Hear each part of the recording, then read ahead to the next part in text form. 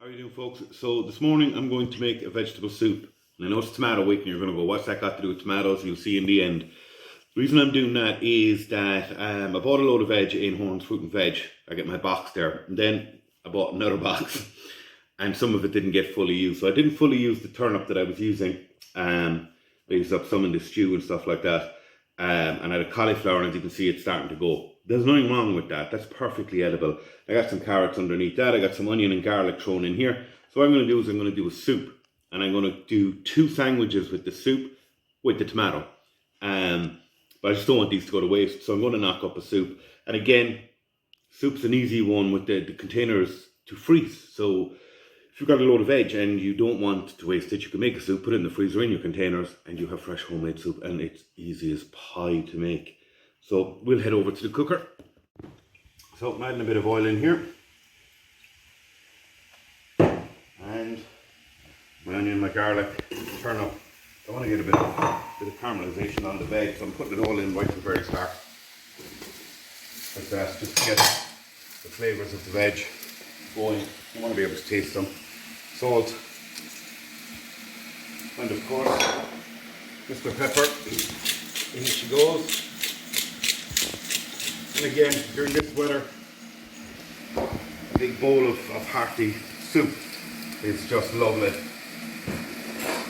So I have the kettle on for the water just to throw it in, but I want to get a bit of a cook on them first. So we'll come back to you in 2 minutes. It's not pausing. Now I've given these a good bit of colour. You can see it's starting to caramelise up nicely. My stock cube, and I'm just going to drop that in there. You can put them into the water and melt it down or whatever. I like to drop them in there. Just give them a stir around and let them break away down. Now you might have to add another bit of oil as you go. Don't let your pan go dry because you burn your veggies.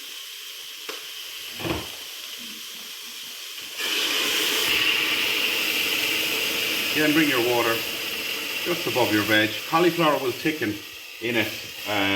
You could add potatoes if you would like a really thick soup. So if you were making something that wouldn't thicken very well, you'd have to add something like potatoes, but cauliflower will thicken. And we're just going to let that simmer away there for the next half hour, and we'll be back to you then. Pause. Why is it not pausing? How are you doing? So, literally once it all softened out, I just blended my soup, just checked the seasoning to make sure there's enough salt and pepper, and voila, soup, easy. Now, we made beans the other day. So what I've done is I've taken some old bread, buttered it on both sides, and just pan fried it. And as I said, for the ultimate, beans on toast. Easy peasy lemon squeezy. Look at that. And I've taken the other part of it, buttered it on both sides again. When I say buttered on both sides, I mean butter, not scutter butter, real butter. Proper stuff. We can't be friends if you're not using the proper stuff. Buttered it on both sides.